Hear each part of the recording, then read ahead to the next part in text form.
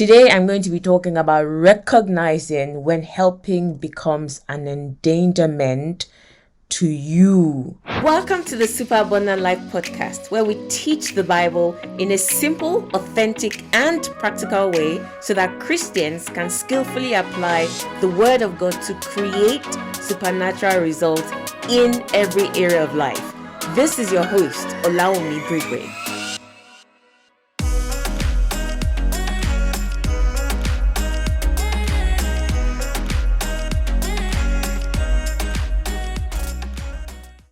Last week, I started off with an overview of the reason why we need some form of boundaries whenever it is we're helping people or putting ourselves out there to be of service to people.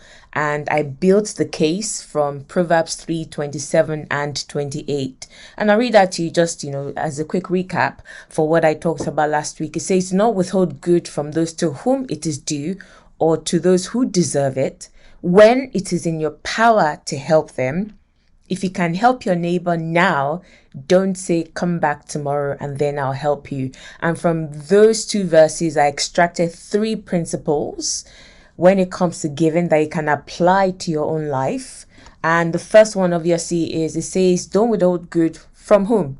From the person to whom it is due, or the person that deserves it. Meaning, it is not everyone that shows up in your space asking for help, or it is not everyone whom you see and your emotions get triggered that you should help. It says to whom it is due, meaning there is some form of due that was paid prior to that. And I explained that in full detail in the first part of the series. So it is not about the person themselves. Like you see somebody and you say, well, I don't really like this person, so I'm not going to help them. No, that is not what I'm saying. We are all recipients of grace. It has nothing to do with the actual person. So the dues that I'm talking about is, are they ready?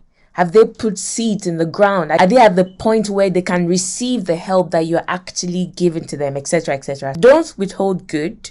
Don't stop yourself from helping someone when it is in your power to help them. And I go on to explain that something being in your power does not necessarily mean whether you have the resources to help them or not.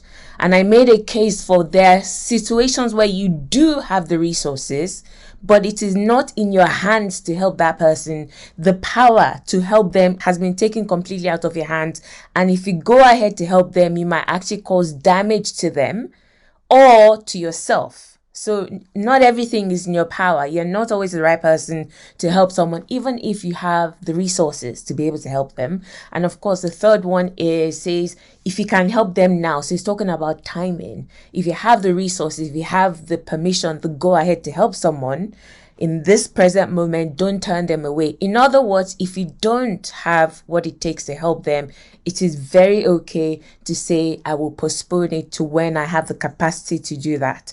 Because we labor under so much guilt that we feel like even if this is going to be at the detriment of my own self, I still need to do it because I don't want somebody to feel bad. No, that is not the right way to approach serving people. So I talk about that in depth in the first episode. If you haven't listened to it, then please go and do that. I'm going to focus primarily on how to recognize when helping someone becomes an endangerment to you. Now, further on in the series, I'm going to talk about when, regardless of when it appears that this person has hurt me in the past, this is not really working for me, there are certain unique situations where you are required to stay there being a source of help to the person. I will talk about that in a separate episode. But today is just the general context of when you're trying to help someone, when you're trying to pull someone up, when you're trying to build somebody's life, when you're trying to contribute into somebody's life. But when you wait, like they say, you have been weighed, you have been measured, you have been found wanting. When you weigh the thing, right, it's like, it's like this thing is not really working, because even though they're getting some benefit, like 10%, what is taken out of me and the damage is doing to my life is along the 8 to 90% scale. So that is what I'm talking about. And of course, I want to go into the Bible and showcase this from a specific story in the Bible And when I begin to explain using this story, it makes sense. It falls into place that, even though you may find yourself in a situation where you want to render service, even though your barrels of compassion, as the Bible puts it, may start to flow like, oh, this person really needs my help, and you want to help them because that's what the love of God will do. But the love of God also restrains us, which is one of the ways I talked about in the previous episode as how to know when to go ahead and when to stop and to hold yourself back, whom to help and whom not to help, right? And there's a story of King Saul and David. It's a very popular story, so I'm not even going to read particular portions from the Bible because it spans several chapters in the Bible. But here's the simple gist of it. David shows up and kills Goliath, okay? And of course, this wonderful service that he has rendered puts him instantly on the map with the highest authority in the land, which is King Saul. King Saul is so impressed. Like, what? You're just a child. David was only a teenager, and he takes out this man that is seasoned in war. Not only that, he's a super giant. Like, apparently the guy was about 8 feet, 9 feet tall or something ridiculous like that. The guy was big, man. He was massive. And David basically kills this guy in 1 or 2 moves. So, right, first of all, with the slingshot, and then with the sword to cut off his head. So, quite graphic, but hey. So King Saul is so impressed. And then what happens after that is that, someone that would render this amount of service to me personally as king and also to the nation, I need that kind of person in my space. So he invites David, and of course, he also has other problems, chief of which is there were tormenting spirits that were, I think the guy, basically the way we would describe it today is he had mental health issues. So he was being tormented in his mind. I don't know whether it was schizophrenia, like serious mental health issues, sicknesses, I should say, actually. Mental health sicknesses, and it was front and center, and he needed someone to help him. So one of his people that were around him suggested that actually this is one thing that I believe will help you just bring peace and calmness to your mind and help you deal with this mental health sickness. And he said, let's find a minstrel, an anointed minstrel, someone that is skilled. And then when they play their music, you will find some kind of relief. And so King Saul says, of course, sure, let's do that. And so they went to grab David, and David shows up and starts to play. And true to what that guy said, whenever David played, Saul would experience just this calmness, and the peace of God would come upon him. And the Bible calls the evil spirits that were tormenting him, the spirits would leave and lift off his mind. So this happened and continued to happen until... Okay. So in all this while, Saul is like, oh, this David is just amazing. I'm truly grateful for the help that you're rendering to me and your service to me, etc. Until people started to really praise David, though. It's like the maidens were singing, David has killed how many? I think it said David has killed 10,000 and Saul has killed 1,000 or whatever. And so was this guy is becoming popular. What is going on here? And of course, the spirit of envy, the spirit of jealousy started to do a number on his mind. And he grew increasingly jealous and envious of David, to the point that the Bible records, I mean, this is crazy. This is absolutely crazy. The Bible records that one day, while David was serving King Saul, playing, what was he playing? Is it the harp? I'm not really sure now. He was playing the musical instrument. Saul just looked across and looked and said, this little tiny little boy, this one wants to come and collect my throne. No, it's my son Jonathan that's going to rule next, and for 1,000 generations is going to be my sons that will rule. This one can never become king. And he literally picked up a spear and tried to pin David to the wall with the spear. Thank God, for some reason, I know it must have been the help of God, David quickly moved aside and the spear went into the wall. David still didn't leave immediately. That shows that he really did have a heart of service. It showed that he really did want to help Saul, because he would have seen how tormented he was when those evil spirits were really doing a number on his mind. But after the guy did it like once, two, three, four times again, David quickly got the message that if I don't leave this place, I will not even be alive to be playing any kind of harp to help anybody again. His own life was literally in jeopardy, so he had to run away, and that's what he did. So he ran away, and for the rest of Saul's life, Saul was so determined to kill David. For the rest of his life, pretty much, he kept trying to kill David, and that's evil spirit of envy that was driving him. Eventually, he died a not so great death, and the thing he was trying to prevent still happened anyway. So that's the gist of it, and I want to draw from that some of the things that will help me to communicate what I want to say in today's episode. I am 100% for helping, for serving, for pouring into people's lives. I mean, this is how I live my life. It is very rare. It does happen sometimes. It's happened before that somebody will come and say, I'm not that kind of person that just overflows in helping people. I'm not saying that everybody will say that I'm like that. Even Jesus, people misunderstood him, right? Based on how he showed up, and not wrongly. With the way Jesus showed up to the Pharisees, they did not like him. He was not the kind of person that they would have liked or wanted to hang out with, which is absolutely okay. So the way we show up to people, sometimes it causes them to form an opinion of us that may not necessarily be true. But in general, I firmly believe that I show up in a way that demonstrates that I'm 100% for pouring into people's lives, for serving people, for helping humanity to the best of my ability. But as a teacher, I have a duty to be able to present the whole truth rather than just one side of the truth.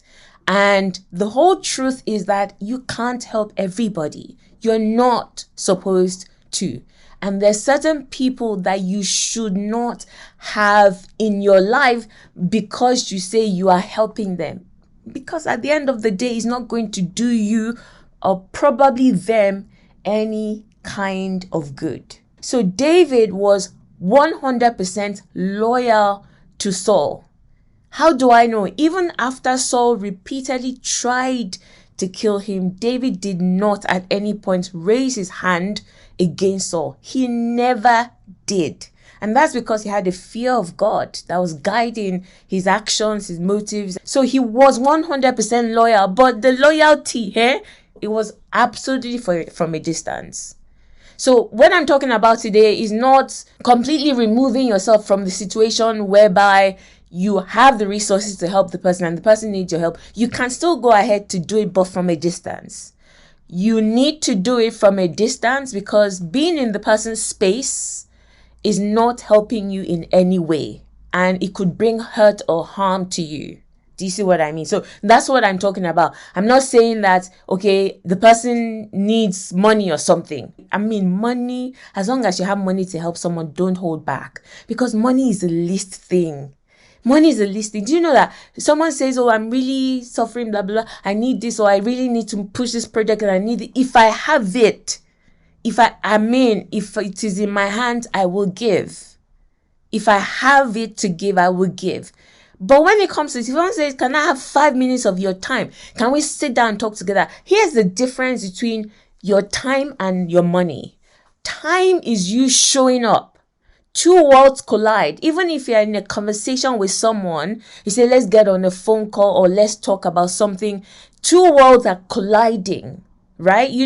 Money you can send and, you can send on an errand and, bless somebody with or whatever. Time is you that is showing up. You are showing up. And if in that time of engagement, as you give your time or you go into somebody's space, if you keep walking away less than you went into that space, it is not worth it. So that is where the healthy boundaries will need to come in so that you can protect yourself. It's as simple as that. Okay? So what does this look like? If we look at David's story and how it played out with Saul, we can definitely affirm that, number one, what I'm describing is you have no agenda. You genuinely want to help the person. You genuinely want to serve the person. You may even consider it an honor and a privilege to serve them. And what I'm talking to you about, I have experienced. Not once, not twice. But of course, I'm not going to share because, wisdom, okay? And I'm like David, the way I want to live my life is I do not want to lift up my hand, my thoughts, my words, my actions against somebody.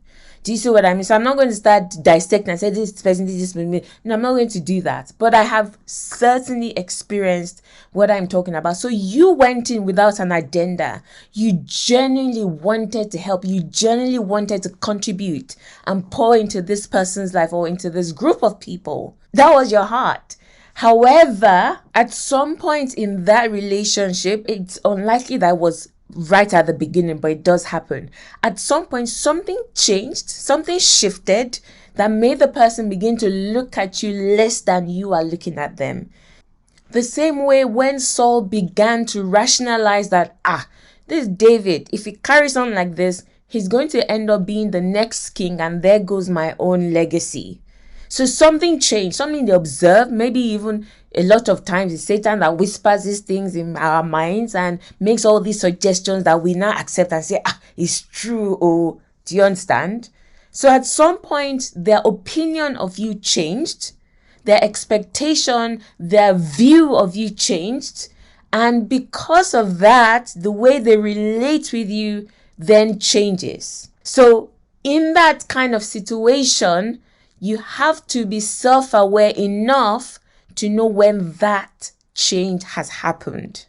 Even if it started as something very innocent and very well on point, if it's starting to become something else, you may need to reassess that person's access to your life.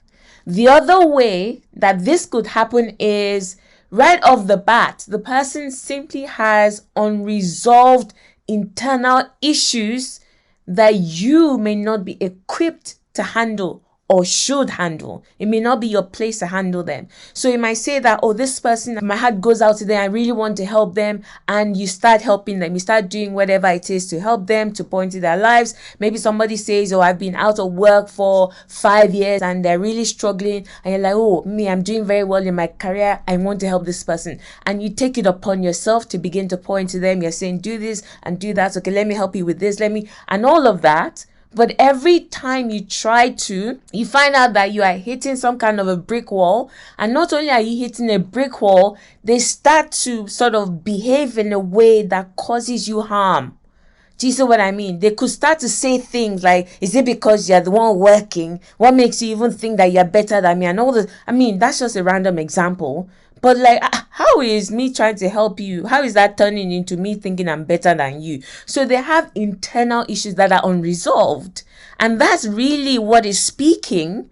But you, if you keep exposing yourself to that, and you're not equipped to deal with it, because somebody that is equipped to deal with it might know how to literally zone them out and say, I know what's doing you, forget it. You can say whatever you like. Me, I know that I'm here to help you, right? If you're not equipped to deal with it, or you're not even supposed to be the person to deal with it, God may want that person in a season of isolation where they have no human crutch except for God. They have nothing to lean on, and that forces them to really push deep into God. But if you keep showing up and God is saying, you better leave this person. you better leave them alone. I'm trying to get them into a corner where they have nowhere to go except to cry out to me. So that is the second way that could happen. Yeah. Now, if you stick around long enough in either of those two situations, eventually they will end up hurting you. Eventually. It's very rare that it turns out differently. A lot of times this is how it ends. So we have to be sensitive enough to recognize those kinds of patterns and very swiftly remove ourselves from those situations. So what I promise to deliver today is recognizing when helping becomes an endangerment to you. And I'm going to go into that. So how can you decipher when to pull back? Remember, if you can still render the help in a way that does not bring endangerment to you, go ahead and do it. So for example, sending somebody money is not the same as you spending 3 hours with them every Sunday night to work on their CV, and they keep abusing you every time you do it. You see what I mean? So if it's something that does not require access or constant contact with the person, whatever is within your power, continue to do it. But what I'm really trying to stress is your essence, exposing yourself to that person, okay? Money, honestly, I'm emphasizing this because people, some people are tight. They say, I'm not even helping you. You can. If you have money, they don't need to know. You can just be paying it in their bank account if that's what the person needs. But I'm saying that you and me will be seeing each other. You'll be getting on the phone with me and no, it's not going to happen. It's not going to happen because you have proven over time that my contact with you is actually doing me more harm than good. Okay? So 2 ways. How do you decipher? Number 1, referencing the story of Cain and Abel has their countenance falling. The Bible talks about how when Cain received feedback from God that you are not performing the way you're supposed to be performing, just make certain adjustments and you too will be as acceptable to me as Abel is.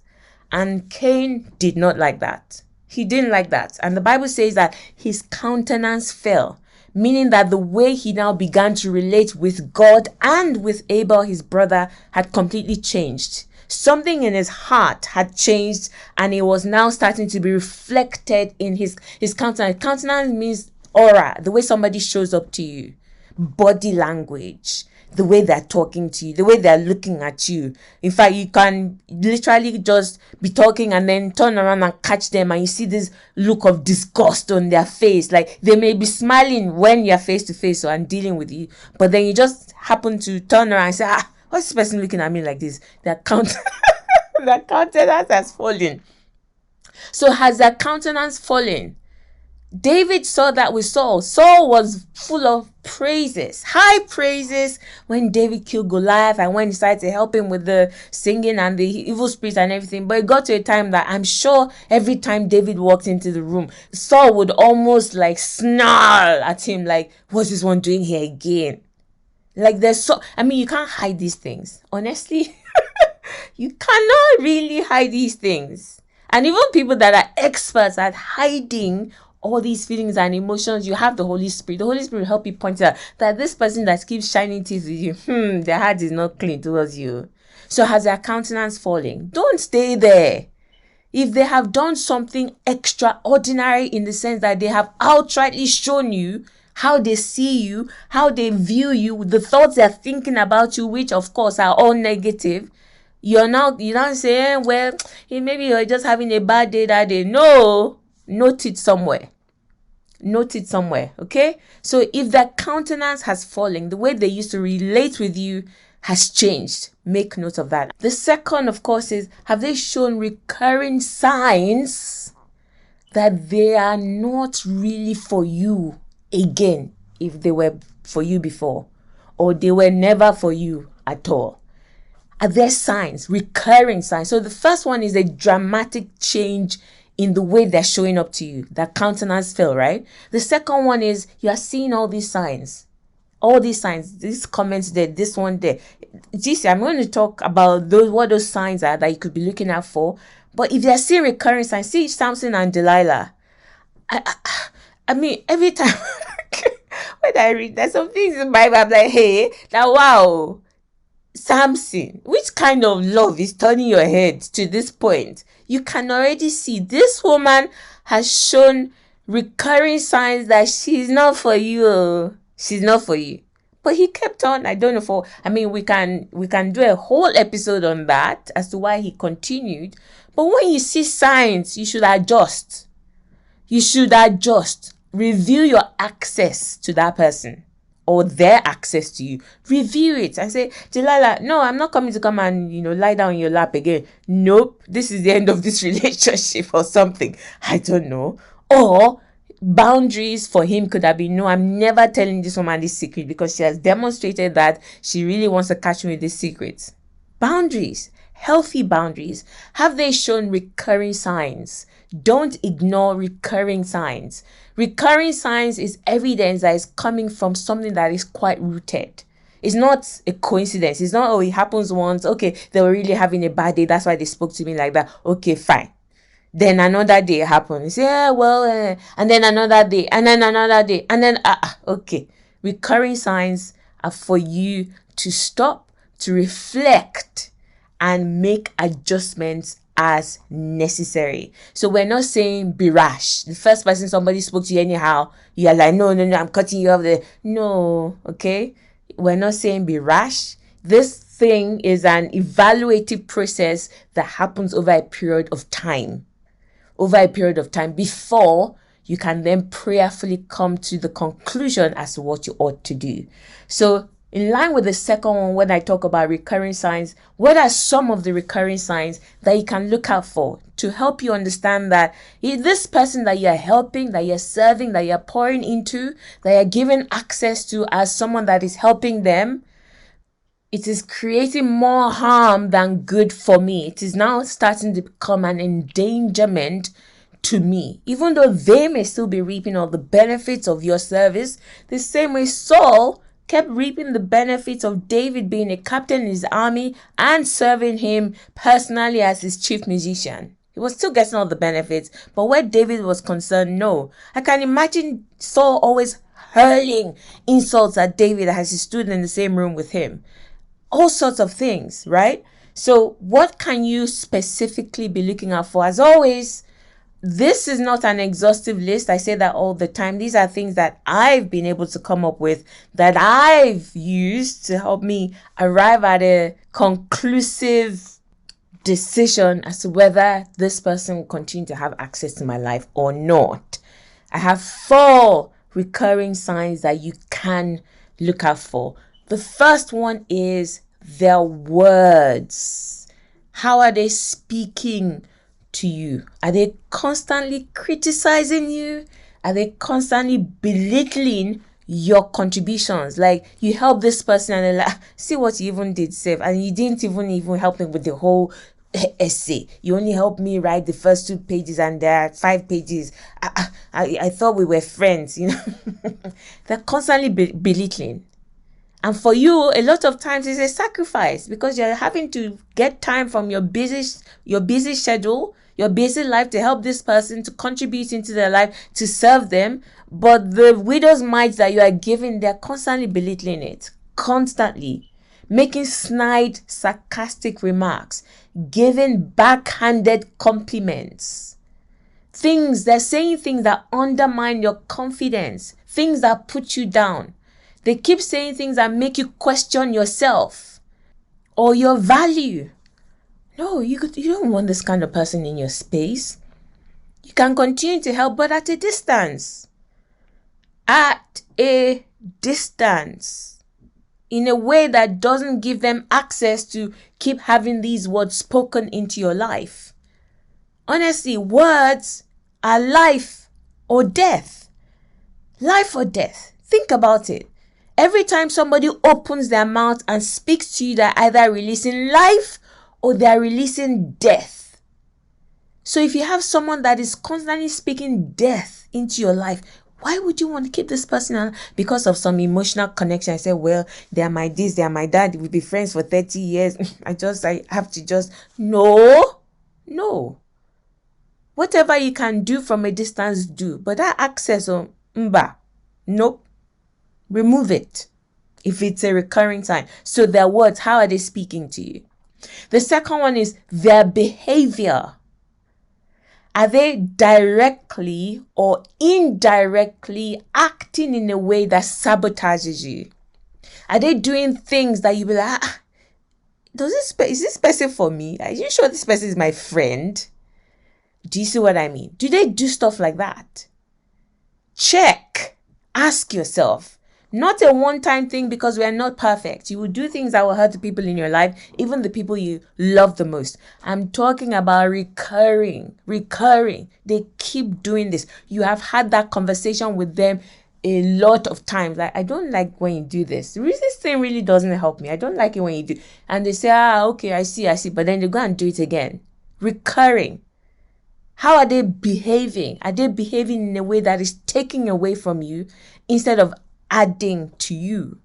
So is that behavior sabotaging you either directly or indirectly? I mean, Paul's behavior wanted to sabotage David in an extreme way, directly, like grabbing a spear, grabbing a spear and throwing it, hurling it. He was ready to pin.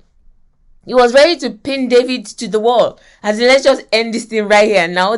No, forget it. Today I'm ending your life. Direct. He also did it indirectly. He would concoct all these strange plans to try and pin David somewhere or trap him somewhere. He used his son Jonathan. He used his daughter. He kept doing different things to try and trap David. So he was very direct, like with spear. He can't be more.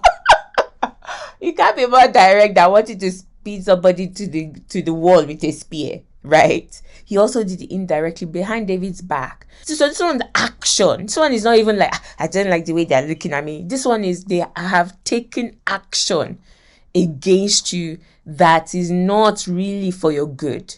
And they keep doing that. Yeah. The third one is behind the scenes. How are they showing up behind the scenes? In other words, when you are not there, how are they talking about you? What are they saying about you? Are they spreading rumors about you? Are they gossiping about you? Are they sharing false information about you? If they don't really have good things to say about you when you are not present, and you keep hearing from other people, not one person, not two people, not three people, you keep hearing, come and see, I had a conversation with this person, come and see what they said about you. Oh, you're like, really? Really? And you're shocked, like, my goodness, they said that about me? So how are they showing up when you are not there? Is the same way they're relating with you? Is that the same way that they're showing up behind you when you're not there? These things are very important. They're very important. Obviously, a lot of times this will be through words, conversations. What are the conversations like when you're not there? Conversations about you. If they're saying these things and they're saying it to your face, I mean, at least you know. But they're bearing this kind of ill will towards you and you don't even know about it, because where you're concerned, they'll keep smiling and shining teeth and, falling off. Say, I'm so grateful for all the help you're rendering. But behind your back, they almost hate your guts. So watch out for that. You can specifically ask God, if you're already starting to suspect that I don't think this person is really for me, ask God to expose what they're doing in secret. I'm telling you, God exposed the true intents of their hearts. Make it plain. Make it plain.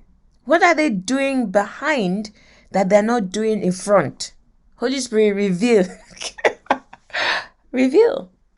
And of course, the fourth one is their contribution or lack of it.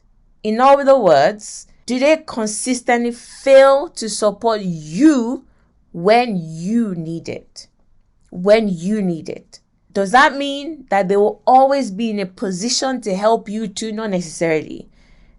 It may be a situation where you have access to more resources, more of the things that they need to be able to help them, but not necessarily the other way around. So it doesn't have to be 50-50. It's not like, but I helped you on this project, you have to come and help. No, that's not what we're saying. What I'm saying is every now and then, or on one rare occasion, when you actually need this person to help you with something, and they can do it, they have the resources, and it's not something outlandish that's going to be a huge sacrifice, just something they can very easily do, story will now start. That's when you now start hearing, this one, so. And not a one-off. Remember, we're talking about recurring signs. Not a one-off. Because if you are doing it and it's a one-off and you're already offended and you say, I'm cutting them off, that means your reward. You're looking to them for your reward. No, I'm saying in a recurring way. Every time, and it's few and far in between, where you've needed something from them that they can very easily do. They've come up with excuses. They've told you no outrightly without even thinking about it, without even trying to at least make it work.